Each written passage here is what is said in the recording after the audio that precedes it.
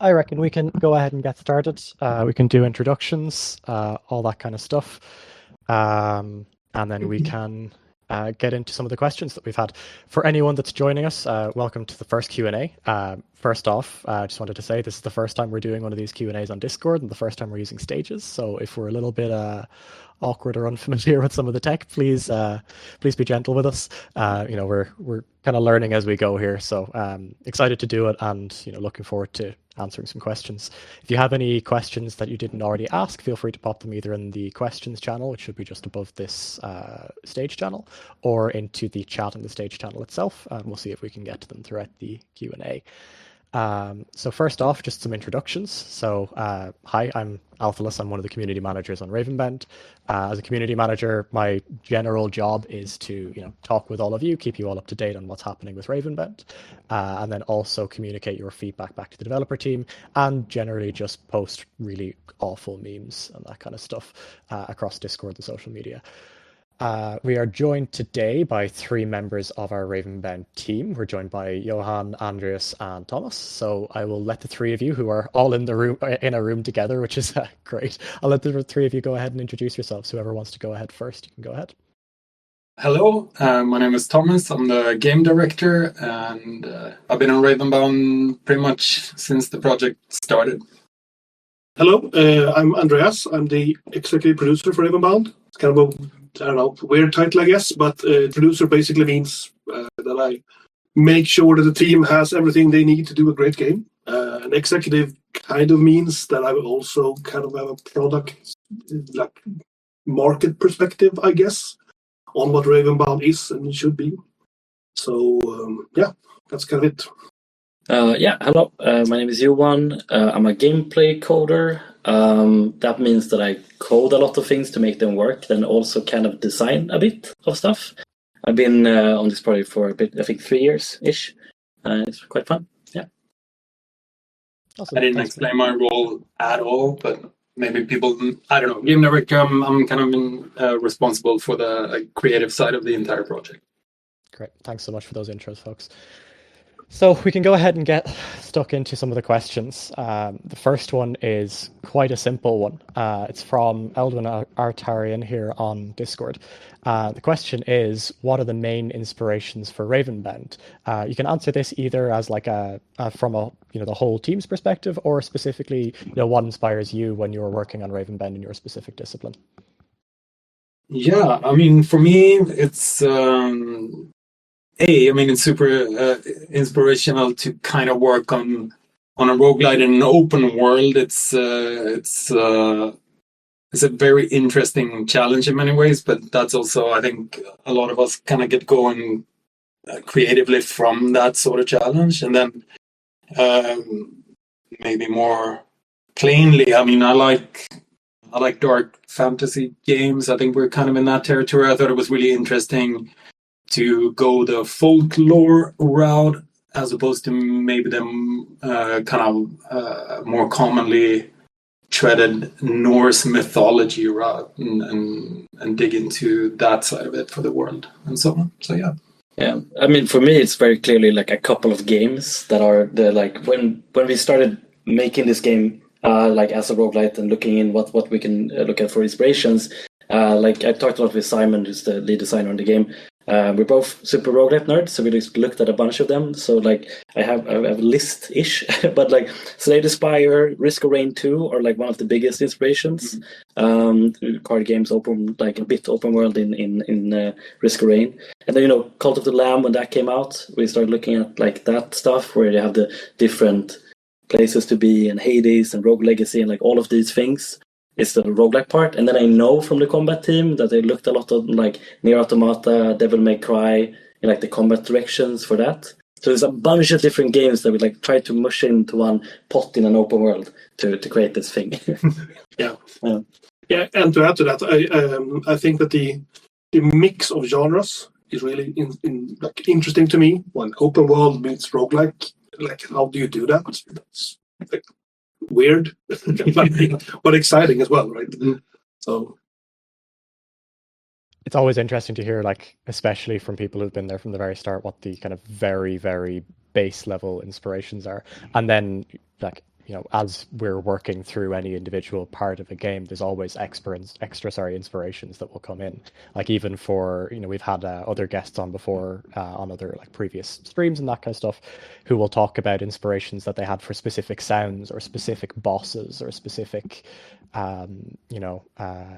animations, even that kind of stuff. So it's always really fun to hear kind of the base level inspirations, but it's like actually answering like a full, every inspiration that this game has ever had is going to be nearly impossible, because there's so much, and every individual that you add to a team brings their own inspirations with them. So we'll move on to another question that we had, and we heard this from a few different places. Some people are really, really interested in the open world aspect of this game. They're really enjoying flying around, walking around, all that kind of stuff.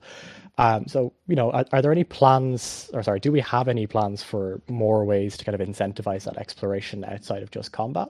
Are there any that we're able to talk about yet? Are they all a little bit too far down the line? How are we looking on those?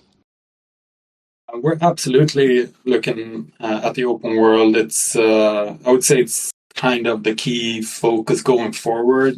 This maybe digs into a slightly bigger perspective, but it's one of, as a team, we're super excited about the future of this project, and we're in a live situation now, so we get to keep working on it. And I think the open world aspect is something that we're really eager to expand upon, and our focus now is really, my focus with the designers is not just filling up an open world. I mean, this is, we're a division of Avalanche. We make a lot of open world games. There's a way to do an open world here, but we can't necessarily immediately just kind of rely on how we did it before. So it's the challenge, and what's cool about it, I think, is how do you make an open world for a roguelite core?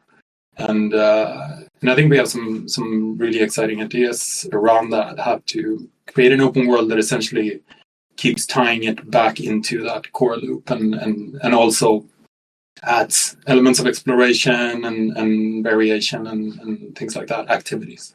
Yeah, so what I feel also is like a big challenge is we could add a bunch of things just to have things in the open world, yeah. But then still it has to have that roguelike feel, and going back and forth with me, like, let's try this. And that's something we're doing a lot now, is like we're trying things on paper, we're trying them like prototyping to find that thing that still keeps the core of, it is a roguelike. It's gonna be okay to die. Like you can't collect 5 million things, because death is gonna be a part of the game, and how do we still keep it fun and exciting to engage with the world, and like get the combination of that is something we're still like hard at work trying out, and hopefully you get to try it soon.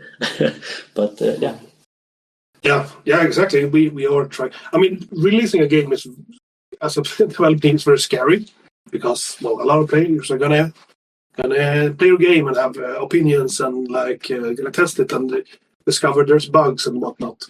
But it's also very, very, very valuable, because we get a lot of learnings, and we're testing our own assumptions about what the game makes the game fun and what makes it tick. I think we have many things very good in the game, but there are also some things we really need to improve. But I mean, we will talk more about that in the future, because we haven't actually decided yet what is the best plan of action. But we have some very strong inclinations of where we want to go. Yeah, let's put it like that. Yeah, for sure. Yeah, awesome. And kind of maybe tagging on from that, and we are now in a situation where we have people playing our game every day. So one of the questions that we had that is totally fair, this one was from Double Vandale on Discord, is performance a top priority? I can say from having been in a bunch of meetings with a bunch of people that yes, performance is absolutely a top priority. But maybe to bring it back to yourselves, so how are we using, crash and performance statistics and that kind of stuff that we're gathering to create a better experience? And, how are we prioritizing performance in that way? So I can answer a bit as a coder. All of the crash reports that get sent in is super valuable information. Like I get to see where did it go wrong, because like I only have one PC like trying things, and we have a QA team, but all of the different specs and all different things that everybody has, to find out like, oh, you're running with this graphic card and with that processor, that makes it crash this way.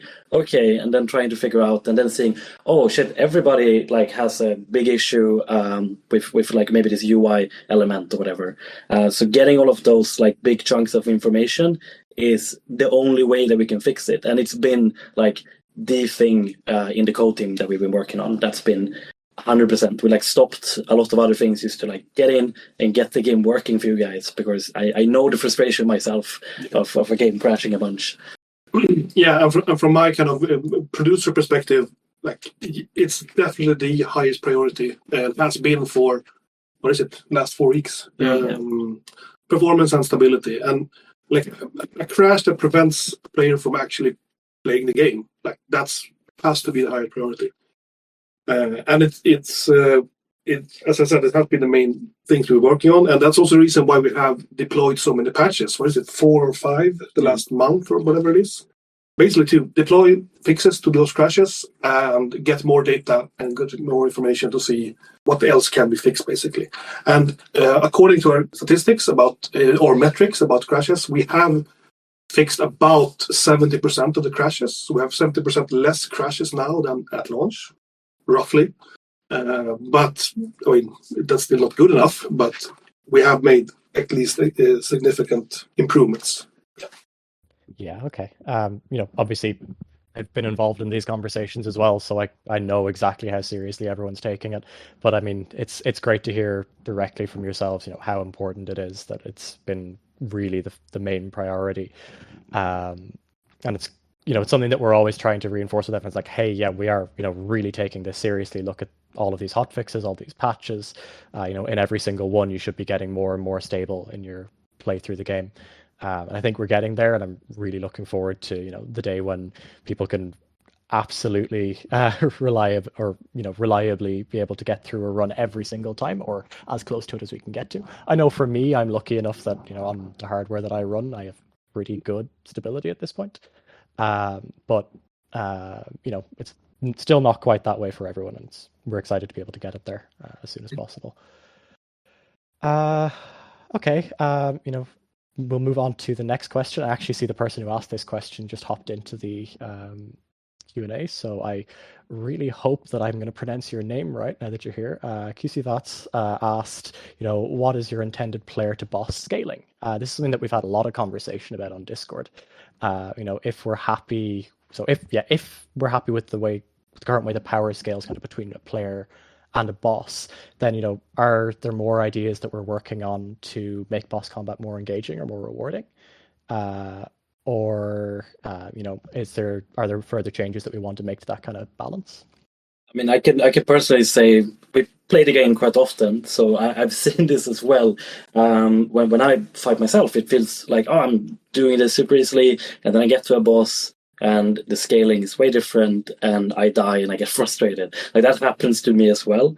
And we know that is an issue, but we have this the balancing has to work together with the open world and with the bosses and getting that. And one thing I know has been talked about is like, okay, can we extend the amount of moves they do? Can we change the time windows? I mean, these are all different things up in the air, nothing like set, but we're looking at if we can change like maybe more how you interact with it, instead of scaling it with numbers, if we can scale it with other sorts of content instead, so you can be more reactive and it's not only more health, more damage. So getting us more levers that we can pull to get that balancing good is something I think we're investing in the combat team pretty hard right now. Yeah, I want to add to that we're not a big team, and it's not an excuse. It's more the way we have to work or the way we want to work is also when we look at something like that. Like, yeah, we have we have an area here that we want to change or make better, or based off of community feedback. And we're also trying to look in parallel to other areas to see if can we approach this where we actually hit more birds with one stone. So I had a conversation about specifically boss scaling this morning, but we're also in tandem with that talking about variation and things like that. So we're trying to look at kind of opportunities where if we fix it like this, we actually can introduce maybe a bit of variation to some of these things as well. And for instance, so that's also, it's kind of cross-referencing a lot of these when we talk about how to approach a design or a fix or something like that. Quick question, just based on what you said there. About how many times a day do people make puns with the two birds with one stone? You know, This is the first one. Never. There's a lot of bird jokes flying around. Oh, nice. Yeah, I haven't heard any of them. You know, not once.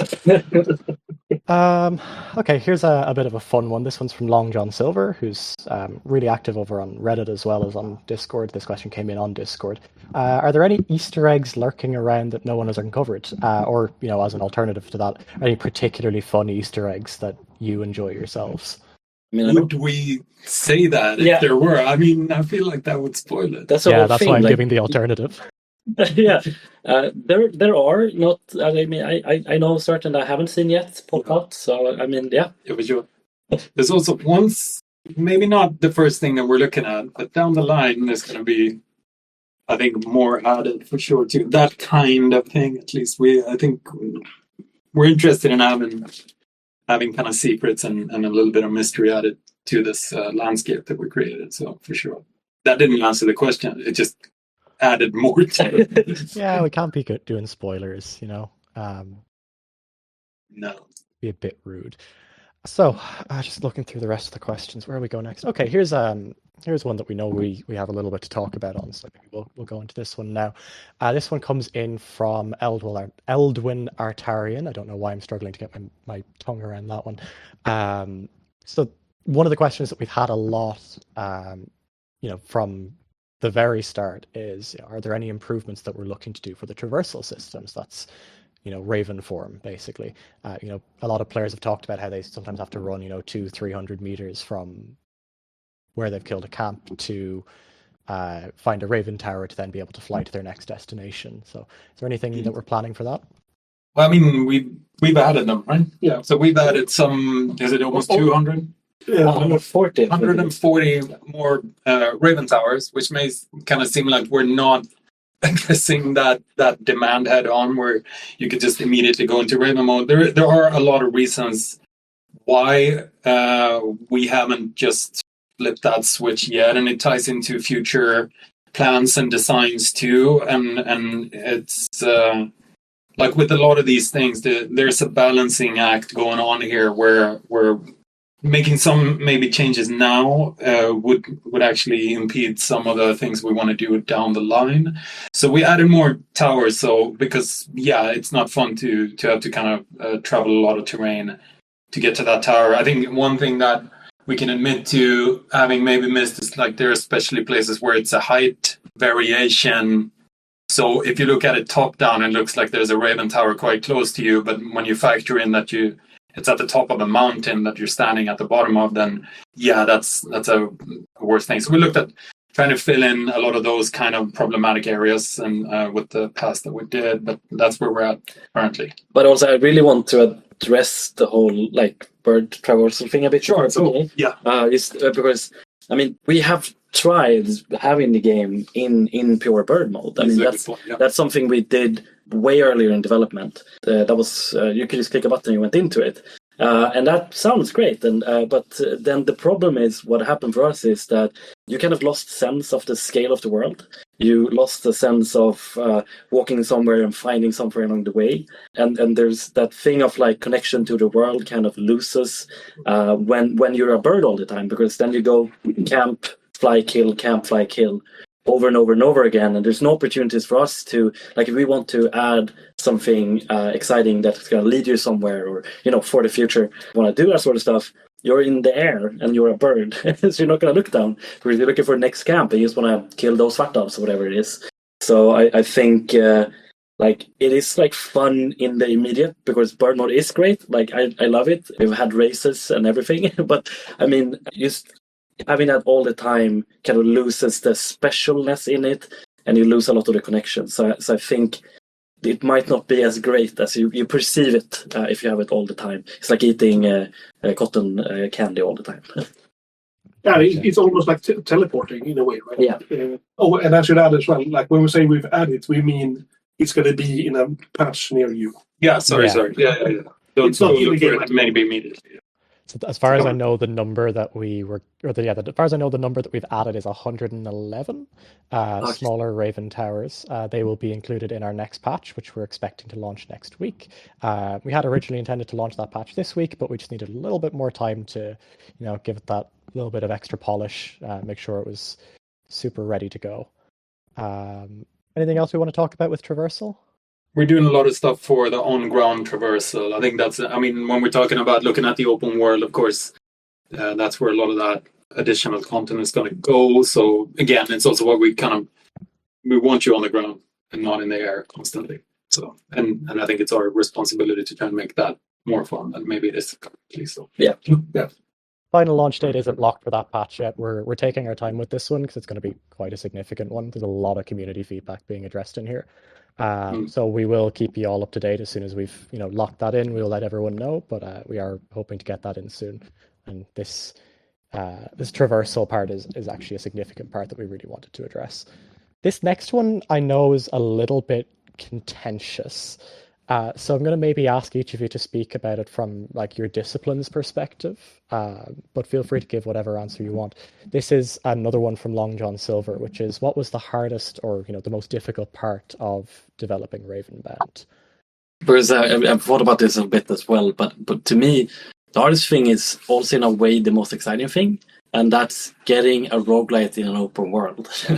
That's been incredibly hard, and we haven't maybe hit every beat on it, and that's why we're still doing things and fixing things. But that is such a concept that's so weird to wrap your head around and work with, and we want to keep those areas that you traverse and you get the same roguelike feeling of getting to the next room, but still you could go anywhere, but still you're gonna have to have the roguelike thing where you progress in a way during a run, and that thing has been incredibly hard, but also very fun, because when you find something and it kind of works, and when you see that thing, it's really fun, but it's a challenge.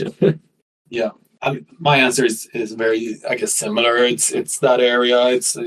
There aren't a lot of open world roguelites out there, and so it's difficult to kind of find that immediate reference in other games. You can of course find a lot of roguelites and a lot of open world games, and then you realize you can't just sort of willy-nilly start picking from both and slap them together. So it's that cross section is really interesting as a design challenge and conundrum. That's really cool.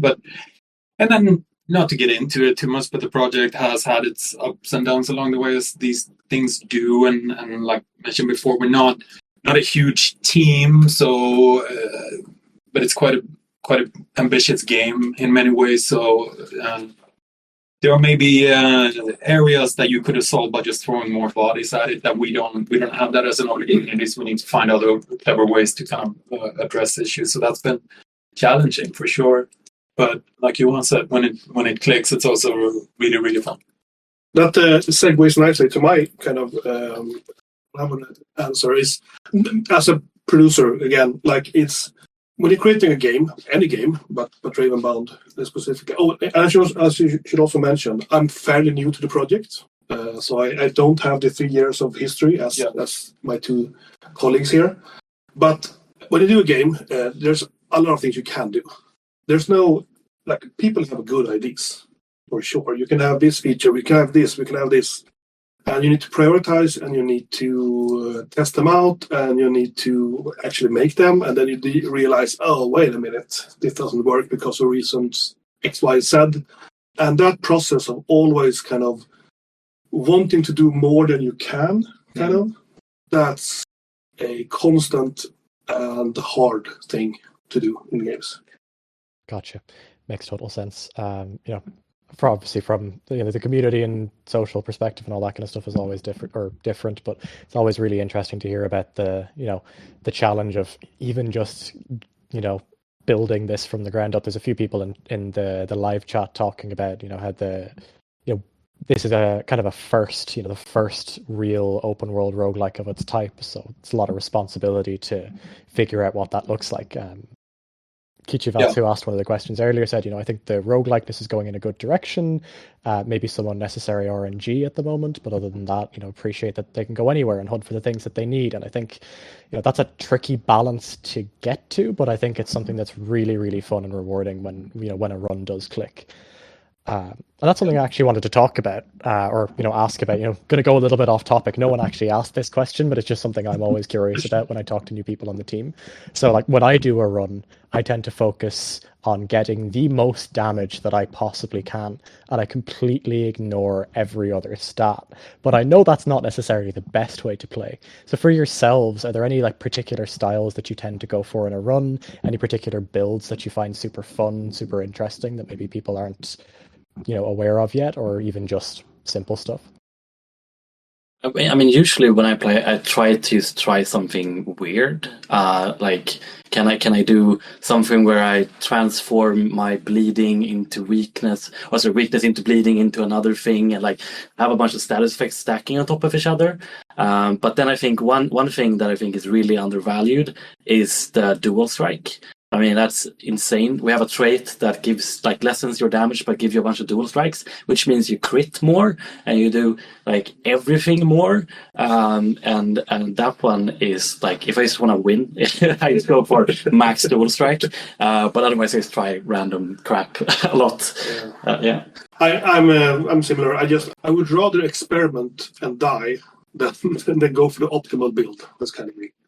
Yeah, I wish I had a wildly different answer, but I think it's the same thing. It's I don't necessarily come from roguelites before this project. I had to go to school a little bit on it when we got into the roguelite genre, which has been super interesting. But to me, it's also getting over that kind of initial strangeness of I'm just going to die and die and die and die and die. And sort of that's part of this, and that's not a bad thing. It's kind of what the thing is. And so I'm still approaching it like that. Like you guys said, I think it's because you don't know what you're going to get. And I've had runs that are like, this is going nowhere and fast. And then suddenly you get that moment where it's like you pick up a different piece of kit that just gels with the other, like your relics and things. And you go, oh, wait, this is actually shaping up to become something. But it could be 30, 40 minutes into a run. That's still a really cool feeling, I think. So I love finding those kind of moments.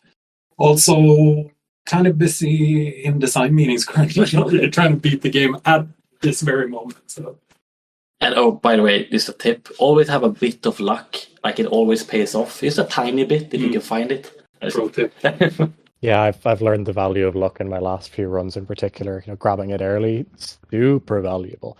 I also, did actually get my first ever betrayer kill while running an awful lot of armor. That was before Steam achievements, and I haven't beaten it since the game released, so it's not showing in my account. But stacking armor can be fun, even if it does seem boring. Yeah, you can have all of those things where if people hit you, they take damage, and then they get status effects, and it's you can do amazing stuff. Absolutely. Here's another question, a little bit more world focused. A lot of people are really focused on the world of this game. Someone asked, Folder on Discord asked, I love the game, it's amazing, and the world is so well crafted. Are there any plans to add some more depth to the world in villages? Villages in particular is one that's come up quite a lot. And another one that's come up a lot is voice acting. Is not having voice acting a constant, an actual decision that was made for a reason, or is it something that we're still looking at? Is that something we're even able to talk about yet? Obviously, feel free to tell me to shut up if I'm talking about stuff I'm not allowed to. No, it's fine. I'm unfortunately I'm gonna ice skate a little bit around. It's a kind of a multi-tiered question. So, but absolutely yes, the world. Some stuff for what we call towns, but are like what they call villages here. I guess is towns, and I think it's things there, but we have some things that we're more concerned and excited around first, I would say at least, but it involves towns, so I'll leave it at that. And then what was the last thing? Voice acting. Voice acting, yeah. It's a thing that's come up multiple times. We've looked at it. Our hesitation has been, again, we're kind of small team. If you add voice acting to one part of the game, you need to consistently keep, if you add more to that part of the game, you need to then also now add all the new voice acting and make sure you have all of that running. So it compounds the amount of work and we want to be, I think, quick with being able to add content, new features, things like that first and foremost. And then there's voice acting, and then it's things making noises and sounds. And they're kind of like, there's a little bit of a gray area. So we're also looking at variations. But as fans of games and so on, yes, we could all see maybe the benefit of having full fantasy voices and things like that. We all love it as an idea. It's more, how do we distribute our resources and the money and the potential and the team and all of that stuff. And a big part as well, like if I'm talking as a coder a bit, but Yeah. you know, like if you only have it as text, then you can do things with it. Like if we wanted to change the text dynamically or do things, if that was something we wanted to do, then we have voice acting. It's going to be very hard to like generate that. It's like then we're closing a door on those sort of things, and we're not really prepared to close that door yet. So it's that's also one of the reasons, I would say.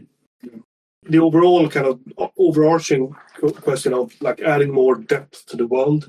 That's a big yes. Like we have decided, like that's the honest truth, that how exactly that's done in the best possible way. So we need to again prioritize and go with the best ideas, kind of. But it is for sure a very important topic. I'm going to kind of jump back 2 questions or something like that a little bit and add something to, as a team, because we talked about maybe this is the first at least full-on 3D roguelite in an open world attempt. We're aware of it, of course, and as a team, we're also super protective of that, I think. Like, we want to own this concept because we're the first ones to sort of attempt it in this way, at least. So we're very committed to making this make sense, and especially in areas where maybe we haven't gotten there all the way yet. And clearly we're still working on some aspects. And I think we've sort of made a promise here with regards to the open world that we're incredibly passionate about to actually deliver on in a fuller way than we have so far, I think. Yeah, is that fair? Yeah, very well put. Yeah, so there's a lot of focus, a lot of eyeballs on that area. Awesome, great to hear. That was a really interesting little discussion on priorities as well. It's always something it's a bit of context that maybe gets lost when people start getting excited about, oh, it would be great if they added this, and they added this, and they added this, but we do always have to prioritize our time, our resources, all that kind of stuff.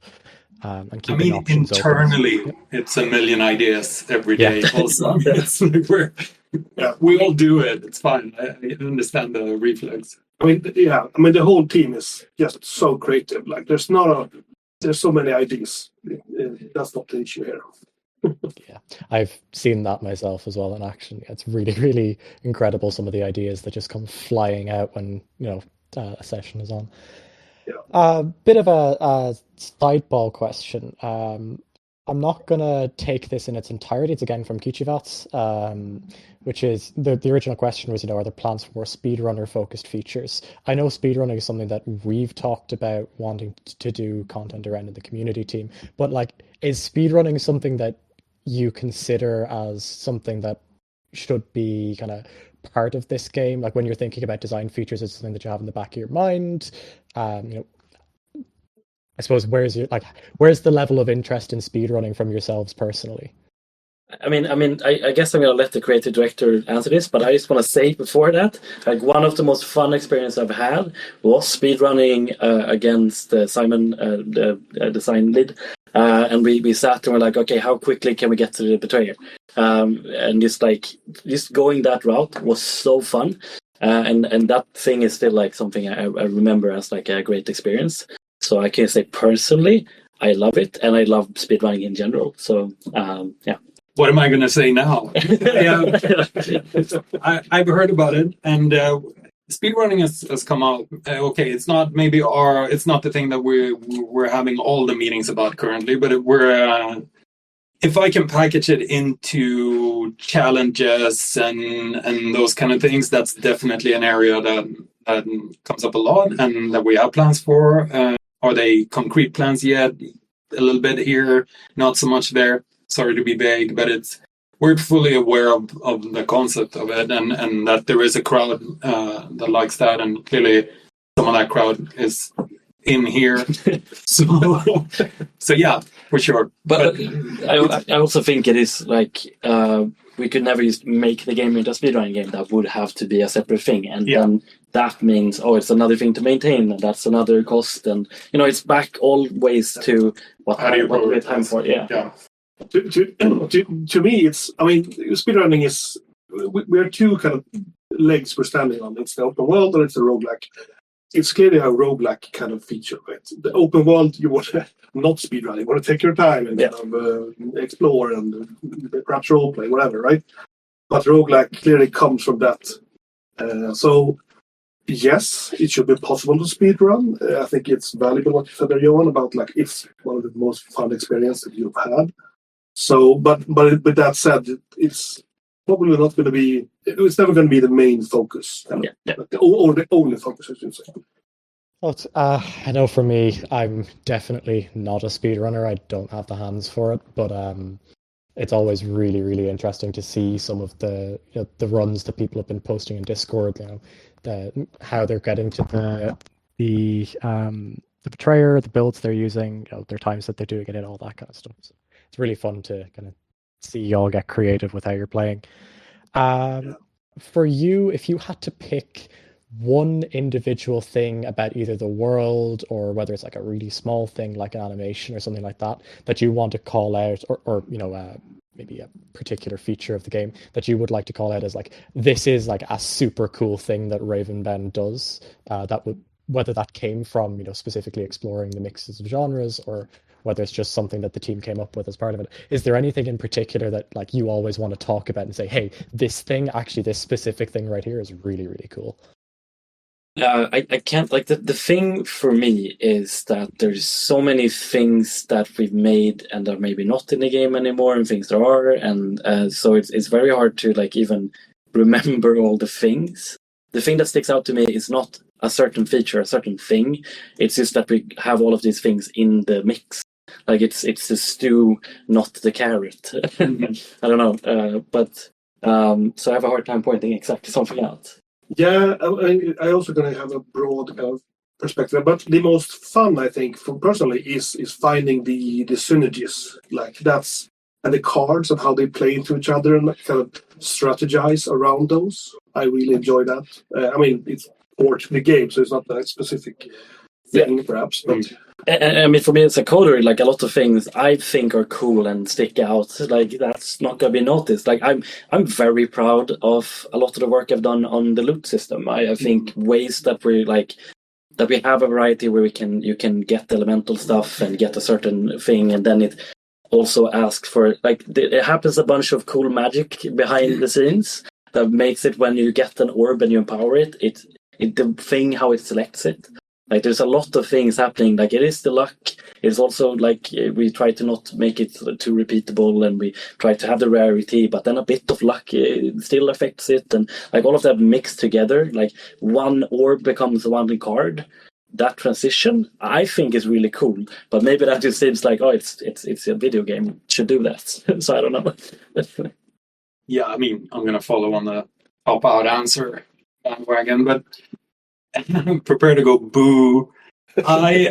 I'm super excited about something that's coming up that's not in the game yet, and I'm not just trying to be a teaser trailer for it. It's actually it's part of what Johan is talking about. It's kind of a device that synergizes with a bunch of other things that I think I'm very excited about. Not just because of my personal involvement in it, but like seeing our designers kind of grab an idea like that and then improving on it. And that's, I think, is more my general perspective as director on this, is like seeing the team achieve this stuff is what's like the absolute coolest, more than anything that's in the game in a weird way. Like it's a really specific challenge, and so that's when I think about the project. I think more about in terms of like what the team is doing and where they're succeeding and all that stuff. To be honest.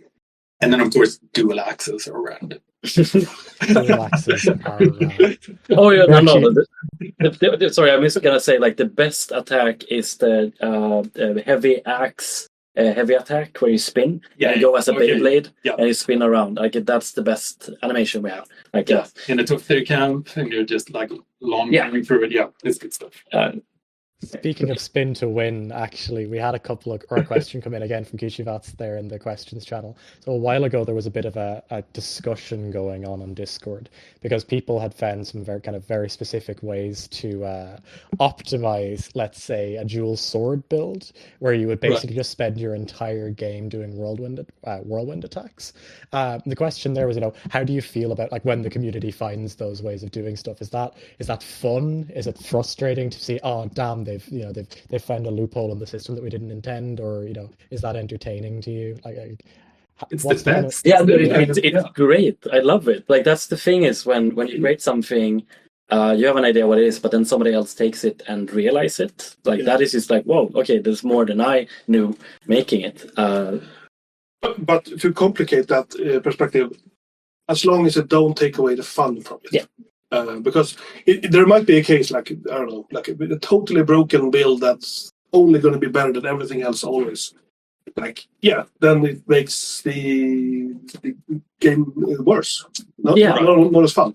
So in that case, like, no. But most of the times when people come up with weird shit that we haven't thought about, great. Especially when a lot of your design is building those kind of systems and having those synergies, and eventually you end up in, I imagine, more astronomical kind of combination numbers. So you're not going to maybe catch every single permutation of it. So it's really cool when you see something that maybe we hadn't seen internally. So I mean, but one thing I just want to mention is like one thing we've seen and we left in, because the thing is like we find these things as well, but and it's most likely is known, but it's if you do an attack while you're in air, you keep your momentum, so then you can do a kind of a trick to keep a higher speed than running while you're on the ground, so like get to a bird tower quicker, and that's something that was like, that's a bug, and I was like, no, but it's like you get there quicker if you do this tricky thing. And we like kept it in for, I think we found it a year ago, and we just left it. It was like those things are just like, but it's just, if you want to go faster and you want to do this thing, do it. Like that's fun for you. Go ahead. It doesn't break it. Expression. Yeah, it's I don't know if this is true or not, but there's probably a Sid Meier quote, but it might be like someone else, which is, I'm paraphrasing now, like if players giving the option, they will totally optimize the game out of everything that's fun. Right. Optimize the fun of the game. Yeah, exactly. Which is like don't optimize the fun out of the game. Yeah, that's fair. I think when you're talking about stuff like skill expression with like ways of cheating animations, the example that always comes into my head is bunny hopping in first-person shooter games. Like I'm a big Counter-Strike player, so when you say something like, "Oh, you can do this specific like attack and jump combo," I immediately think of like the hours and hours and hours that a lot of players, myself included, put into like learning specific jumps to get to specific places on specific maps. That kind of skill expression that was never intended originally to be part of Counter-Strike, but it became a really core part of it. And like, I don't think that kind of traversal stuff, like little things like that, are going to become like a really core part of Ravenbound. I do personally always love to see those included in the game. We have a few minutes left. There's a bit of a discussion about hatred going on, and I'm not going to ask anybody to talk about hatred right now on this, because it's a discussion that tends to go very long. I will say that there are some interesting changes to hatred coming in the next patch. I'm not going to say any more than that, because I love teasing things and then giving no information until I'm told that I'm allowed to. But yeah, there's should we say that we're seeing it, at least, like we're fully aware of that conversation ongoing, and it's not like we're deaf to it, and we're also looking at the hatred system quite a bit, but we don't hate that system. Yeah, I mean, it's a really important part of how Ravenbound functions, but I do think that some of the changes that are coming up are going to be quite fun to see how everyone reacts to them, at least. I just want to say, and I'm not going to go into much of that discussion, as you mentioned, but I mean that the hatred is such a clear thing that is the mixing of open world and roguelite. Yeah. That is us trying to figure that out. Because if we didn't have it, that would mean it's only open world, and if the hatred is too punishing, then it's only a roguelite. So like that the thing is that it tries to solve that combination, but we didn't make it maybe nice enough, and maybe it's a bit too harsh, and like, you know, that's why we're trying to figure it out. Yeah. We're not done tweaking it. Yeah, I mean, I think from the conversations we've had, there's not much that we're done with yet. You know, this game is something that we're all really, really passionate about continuing to develop and continuing to, you know, adjust. And there's a lot of community feedback being brought into how these changes are shaping up. So we're super excited to see how everyone reacts, you know, as we continue to add more and more to it. We kind of have time for one more question. I'm going to slightly paraphrase one that Double Van Dale put in. They asked what are the most important issues that we've gotten from player feedback. I'm going to slightly rephrase that and say, you know, for you in particular, for each of you in particular, was there any piece of player feedback that you found surprising, that you know, really thought was super interesting, the way that players were thinking about and approaching a system that maybe wasn't what you expected when you put the game out there? I mean, in a way, the hatred system for me is that, like, I hopefully I don't put myself into a bad spot, but I worked a lot with the hatred system. I've done a lot of the code on it, and like, we knew it was punishing, but then seeing that, like, how people reacted to it and what they tried to avoid, and I mean, for us it felt like, this, like, you understand this through that, and then actually seeing how people played with it, it was quite a big change, and kind of, for me, taking a step back and be like, okay, maybe I need to work on, like, how we explain things, how things are being done. So that was a big eye opening to see, like, the community, how they approached it and how they reacted to it compared to what we thought playing it ourselves. So that was the biggest, like, player feedback moment for me. Yeah.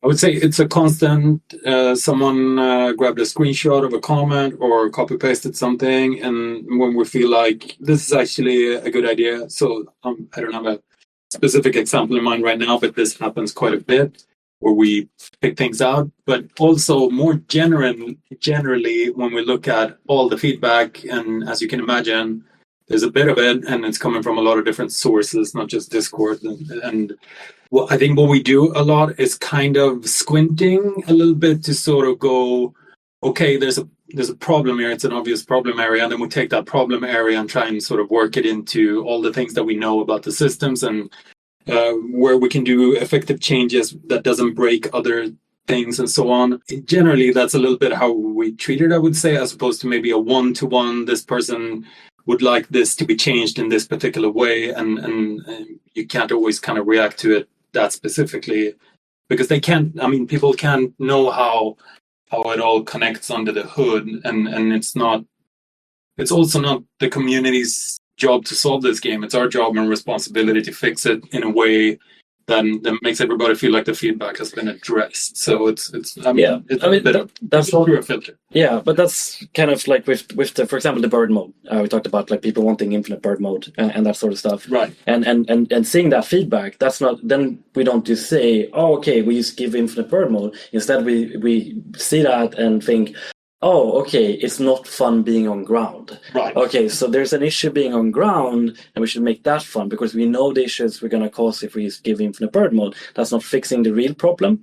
So then we look at those sort of things and be like, okay, so, like, this thing is annoying, but most likely it's because we made this other thing boring. So, like, trying to take those things and find, like, actionable stuff to do based on, like, we take the feelings and try to understand where they're coming from. Sometimes we read a lot of feedback where we can tell that someone's really frustrated, and they specify certain aspects, features, systems, and go, this is what's wrong with it. But through the review, we can see that, no, okay, I see. We haven't onboarded them correctly. We haven't explained the system correctly. So they're inadvertently playing the game wrong, in quotation marks. Like, they're trying to play it a way where it's not set up to be that way, and it's our fault that they ended up there. So we immediately then start looking at how can we make sure that we sort of funnel them into the game in a way where it's like where the fun is, and what the intended fun, at least. And then if we feel, as soon as we feel like, okay, yeah, but they're in now, they get it, they get the loop, then they can do whatever they want that they enjoy doing. And so, Yeah. You took the word. That's exactly what I would say as what was the question? The most surprising, or the thing that I underestimated, perhaps, that we didn't explain that part of the game in a good enough way, and we have our homework cut out for us to improve that. Yeah, it's making a roguelite in an open world. We're gonna get people that come from open world games, when all the assumptions they have about open world games, and have we been clear enough about what the open world means in this game? Maybe not, and so we're working on it, and we're fixing all of that stuff. So yeah.